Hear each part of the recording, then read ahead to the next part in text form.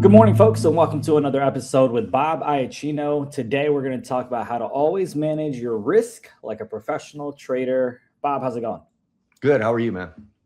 You know, karma suits me right because last week I made fun of you not knowing where the StreamYard links were, where the Google Docs link were. And then today, after doing this with you for 2 years, I always thought we went live at 11:30 instead of 11. So karma has served me correctly. You know what's funny? And I told you this. To me, it's like I've been wrong so many times that you could have told me this was Wednesday at 1 p.m. and I would have been like, how did I not remember that? That's what I should have done. When you asked me, hey, am I on the wrong StreamYard link? I should have been like, yes. You absolutely should have. Well, as we go ahead and kick things off, I'm going to go ahead and put up the disclaimer because this time I will go ahead and remember to put it up. But you told me you had some things prepared.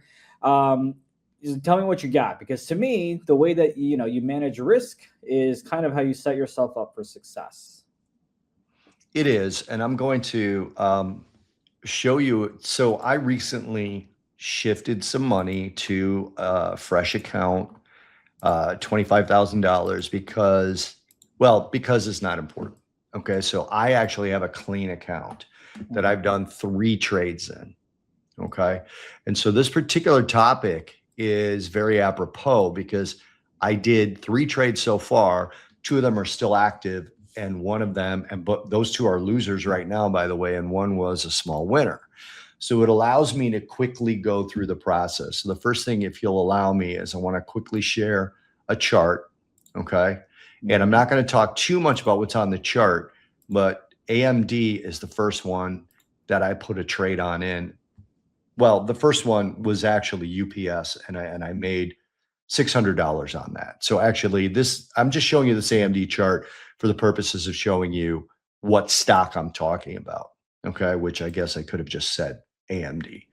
So what I'm going to share right now is an actual Excel spreadsheet that I use to manage risk. Okay. Okay. And it's important that, and I've shown this in these sessions before. Okay. But basically I started this account with $25,000. Okay. And you can see that at the top here under investing capital. Why do I have 2 of these? In case I'm going to do 2 quick calculations. They have the same math built into them. So if you consider that I made about $600 on my UPS trade. Okay. I'm going to change this one to 600. I already changed the other one.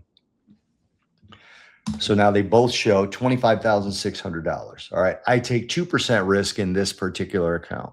Okay. My methods are all the same. So the first one was an AMD trade. Okay. And I took my theoretical entry price on AMD. Okay. It doesn't matter where it is now because I'm already in this one. Okay. And so I put the stock name next to ticker, and then I put the theoretical entry price. Okay. And that's just to get a gauge of where I hope to enter. And it was $498. All right. Approximately. I entered at a different price, but that's not important. $392.40 was my stop. I can show you on the chart why I came up with that stop. All right. Now, a lot of people are like, that's, wow, $100. Like you're going to do over $100 on a stop. It's okay. That's my method, right? What I'm trying to generate with this particular spreadsheet is if I have $25,000, $25,600, and I want to risk 2% per trade, that comes out to $512, right? Now notice that when it was $25,000, it was $500. Okay, and that's important for later. Okay, 25,600 at 2%, I'm going to risk a maximum of $512. I put my entry price in $498. I put my stop price in $392.40. Between these 2, my total risk is $105.60 per share. With my max risk being $512, that means I can put on 4 shares of AMD. Okay. What's the actual risk going to be? $422.40. If I put on 5 shares, I will exceed this $512, right? That's why I don't. Yeah, I'd take that $422.40 and add it to the risk per share of $105.60, and I'll be at like $527, and that exceeds my $512. So I can put on 4 shares there. Now, this does a couple of things. This fits right in with the title of this particular session, how to manage your risk like a professional trader. I will always round down rather than round up. A lot of people will go, I'll just put on 5. Why? If you know your maximum dollar risk per share, which I get from my percentage, why do I use percentage? Because what would it be if I turned the $25,000 into $35,000? Okay, now it's $700. Now it's 6 shares. It's still 2%. In my mind, I'm always thinking 2%, even though I'm risking almost $200 more than I did on my last AMD trade, right? It's still 2%. So as your account size grows to 135,000, now you're risking $2,700. Everyone was like, I used to only risk $500. Now I'm risking $2,700. I'm all stressed out. No, you're not, because it's just 2%. Yeah. It's always 2% or 3% or 7%, whatever percent number you decide. That's what matters, is that you start setting your mind on the percent instead of the dollar amount. Okay, but going back to this is how you do it like a professional. I will now put on 4 shares of AMD, which I already did, right? If I get in at a worse price, let's say I get in at 500 on this particular trade, 4 shares still works. Yeah. Right? Let's say I get in at the $498. And let's say my stop gets wiped for $2, right? And I get out at 390.40. Yeah. It's still 4 shares. I've only lost a little bit more, and I'm still within my max risk per trade. Yeah. It is the most mentally comfortable way to trade. I can't even tell you. You just sit here, like in the couple of days of tech sell-offs that we've had, I've sold nothing. Nothing. No stress, no problem, because if I put up the chart again, right? Yeah. You can look at AMD and see, I'm not sharing it yet, am I? Hold on a second.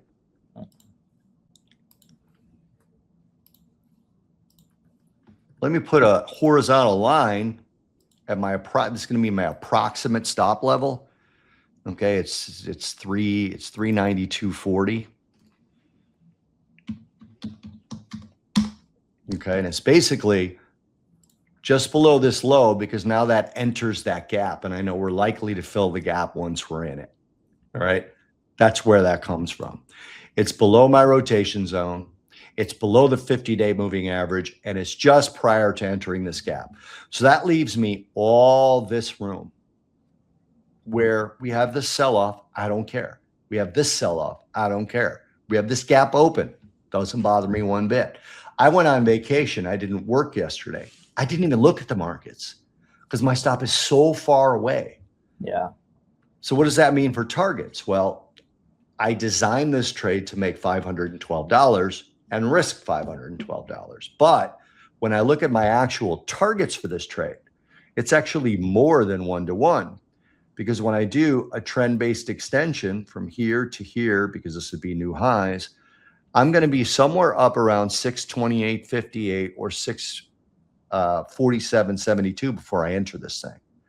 So I can just take a typical long position tool and say that I entered, somewhere around 498. Okay, I can actually do this here. Entry price 498. My stop price is going to be 392. And then I'll leave the target alone. I'll just drag the target up to where these lines are approximately. Mm-hmm.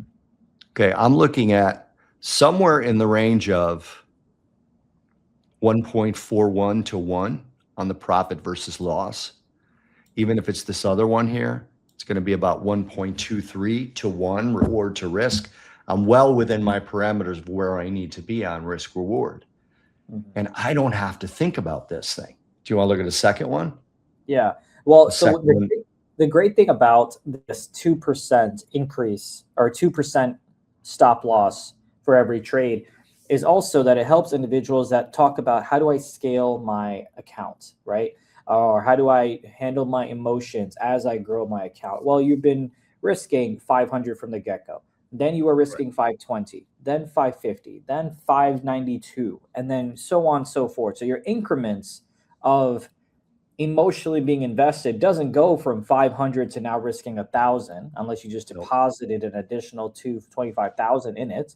So I think that's the beauty of kind of trailing it in this manner. It goes from 2% to 2% to 2%, or you could do 4%. Doesn't matter. It stays the same. Now I can do 9 shares because I'm risking more, right? Or you can do 1%. Yeah, it's just about the now I can do 2 shares. The percent is irrelevant. It's the fact that you're using a percent instead of a dollar amount.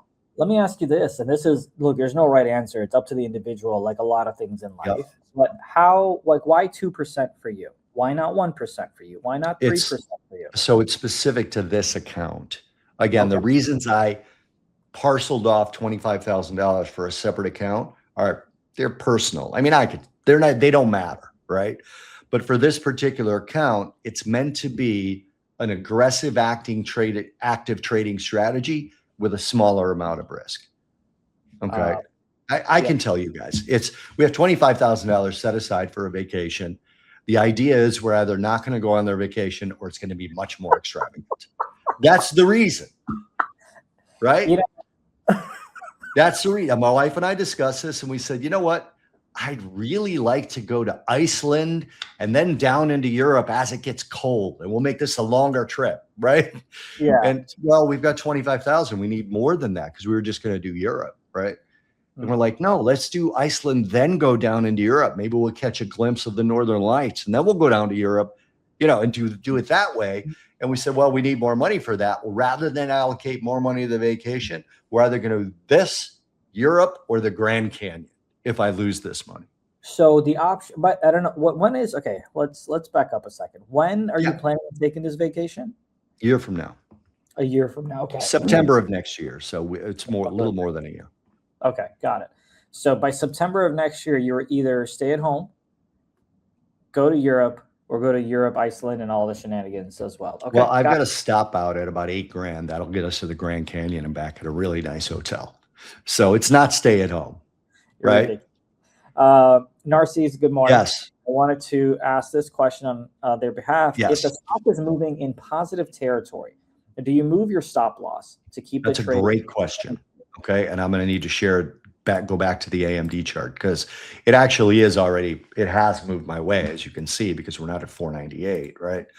So let me get rid of the target thing here. Okay. And now, so when you want to find a target, you guys can use fib extensions. Okay. You don't have to use GANs, and it's going to be called trend-based fib extensions. So this tool right here, I have it reset to GAN levels, but you can use fibs. GAN levels test out about 7-8% better. Okay. It's significant to me, but it's not really significant.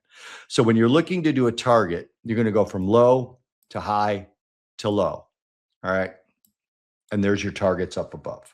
Okay. When you're looking for stop levels, you're going to do the opposite, right? You're going to go high to low to high. So use the same tool and you go high, low, high. And here's your stop levels, right? So I got my stop level from the entry of the gap. But when I want to trail, okay, obviously 498 is where I got in. We're at 518. Okay. So when you want to trail, you start trailing up from these levels. Okay. Now, for example, if you want to, I want to get below the 125. Well, you can get below the 50 and the 125, and that's going to be pretty significant. So you can start seeing where these levels come in. All right. So here we've got the 100% retracement extension, right? And it's kind of near the low here. You got the 112.5, which is near the low that we measured off of. You got the 100, which is near this sort of opening here. You got the 25, which is near the 21-day moving average. And you just move up by these levels. Okay. At what rate? It's up to you. I'm already below the 50. Okay. On this particular one. Still would be a losing trade, but not as much. right? As we break out to a new all-time high, I'll go below the 20, the 21, right? And you go from there. You use these retracement levels. Some of these levels are more important than others. For example, the 62.5, which would be the 61.8 in Fibonacci's, right? The 62.5 is one of the most important levels. Okay. Subsequently, so is the 37.5. So that would be the, what is it, 38.2 in the fibs, I think. It's in there when you measure it, somewhere around 38.2. I don't remember because I haven't used fibs in a long time. But yes, I trail them. I just don't pull the trailing levels out of my behind. You know, I measure them out with the same tool. And then I look to see if they match up with anything else. Okay. So for example, these highs right here, these are the highs that ended up making this hold. Okay. Let me get rid of this for a second. These highs made this rotation hold. But obviously these highs were broken pretty significantly. They just didn't hold, right? So these lows become more important than these highs. But on the way back up, if you have an extension level that's somewhere near these highs, it makes that level more significant. It's more about a confluence of levels with stops. You want multiple things to be in the way of the market just blowing through your level. You don't just want the high, the low, oh, this is the previous move. You want multiple things to be there because the barometer to pick a stop level should be much higher than the barometer to pick a target level. Does that make sense? It does. Now here's my thing. Yeah. 250, so let's just call it $500 per trade. That's the risk. Got it. Now it's 2%. Go ahead. Yeah, 2%, which turns out to be 500. $512, right? What ends up happening, though, sometimes is when the market is moving in one direction, let's say we have a pullback of 10%, now we're rallying back up. As we're rallying back up, a lot of stocks will look similar in the sense of a lot of them will fit the patterns and the criteria and the requirements to place a trade. How do you personally make sure that you're not placing 5-6 different trades that are up to of the account? Because then if a pullback happens, all of them will come on back down and hit your 2% stop loss. And of course, the other way can be impacted for a profit as well. So you look at individual setups as individual trades. Okay. Right. You don't say, well, now I've got 4% risk on AMD because I have 2 trades on it. No, you don't. You have 2% risk on each individual AMD trade. Well, no, sorry. So different equity. So say AMD looks the same, NVIDIA looks the same. Oh yeah, I have that. Same. I have that going on right now. 2%, 2%, 2%. Now, if semiconductors get hit or the market pulls back, all 3 of those likely to go ahead and hit your 2% stop loss. So I guess a better way to phrase my question is, we know you like to have 2% risk per trade. Is there a max risk percentage on a given day? Like, hey, I'm not risking 8% of the account on any given day, period.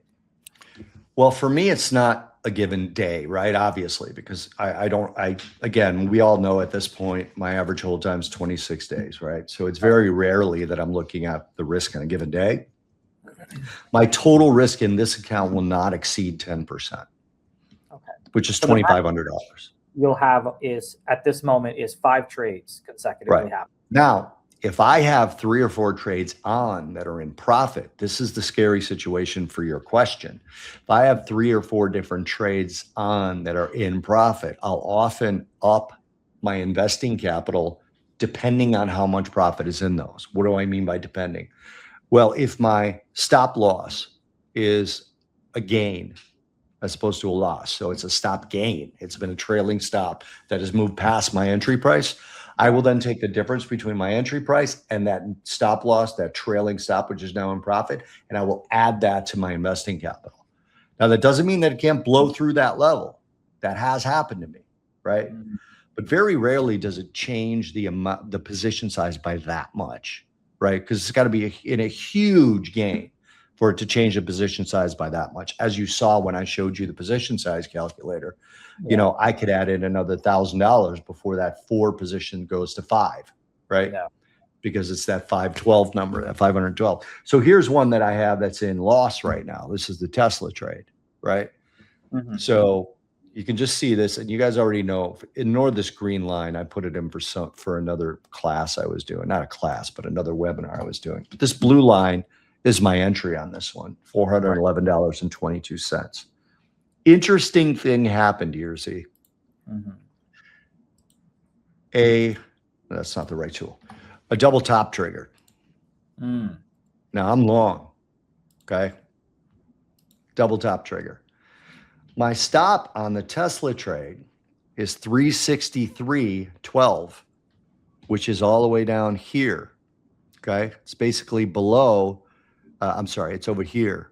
So it's all the way to the 150 on this double top. Yeah. Right? So in theory, a lot of people who trade the way I do would have exited the trade the minute it triggered right here. I don't do that because it's a stock.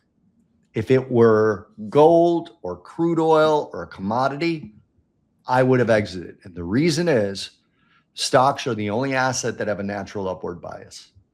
So double tops are not as profitable as double bottoms in the stock market. Now, do you see what else might be forming here in my trade? And I'm already in this, right? The bottom. There might be a double bottom forming. Now, let me measure out the targets to see if that actually works. It works to the 175, but not to the 200, okay? This is more powerful of a pattern than this one right now, except for the fact that the trigger will also take us above the 200 if it gets there. Yeah. That'll be a trigger for other people who aren't looking at the double bottom. The 200 is angling up, which means the overall trend of Tesla is actually bullish. And it's a stock, which means natural upward bias on a normal day, right? So I'm okay with keeping this one on. So if you're okay with it, I'll set it up in the risk calculator. Well, so what I want to do real quick is I want to look at SpaceX because I see a double bottom forming on the 30-minute. You can't have a double bottom in SpaceX. This is why I wanted to have this conversation because I want to see what you think I'm looking at it incorrectly on. Oh, wait, are you talking about a different time frame? 30. Oh, okay. Because this is obviously, you know, yeah. blah, blah, No, blah, I promise blah, I wasn't that crazy. No. On the 30. Understood. I don't see a double bottom here. Where do you see it? Do you have pre-market or no? It does not have. Well, it's honestly, I don't know. I haven't set this chart up yet. Okay. You want to show me yours? Yeah, let me go ahead and do mine here. You know, I don't consider pre-market to be part of technical patterns because while I'm doing this, tell me why. Because they have too many spikes and drops in them, right? Okay. I'll be looking at pre-market. Let's take the pricing of SpaceX, for example, although I haven't seen this in SpaceX yet. I'll see a pre-market price of 200. And then the very next tick will be 165, right? It's too erratic for me to believe that price action matters there. So here it is with the yes, that's a double bottom. Now I don't know if you were able to measure one low versus the other. Oh no, see that's you in the future. Yeah, I don't know if that left-hand low, or I'm sorry, the right-hand low has reached the 0.75 retracement of that one move. Do you have a retracement tool on there? Let's see. So here it is. Yeah, take the top one. Use the fibs. The fibs is fine for now. Go to the low of the left-hand move. This one here? Yeah, go to the high, the peak. No, not to that, the middle peak that formed the double. Like here? I don't know if you're exactly at that peak or not, but it would be the peak that formed the if we break this W, you know, the peak that formed the W pattern. Yeah. It looks like you're at it. Okay. If we break this, it would be. Okay, what line, because it's too small for me to see, is that low breaking? What percentage is that low breaking? This one here or this one here? That one. That one is breaking the 0.786. Okay, so it's a double. Got it. Yeah. Well, if it were above that 0.78, it's not a double. The 30-minute hasn't closed above, so it's fine. But awesome. Well, I appreciate your time. Do have to go ahead and cut this one here. And look forward to more conversations, folks. We appreciate you for joining. I will be hopping on over to chat with Felix and then Richie. Bob, always a pleasure, sir. Thank you so much for your time. Good to see you, buddy. See you, folks. Bye-bye.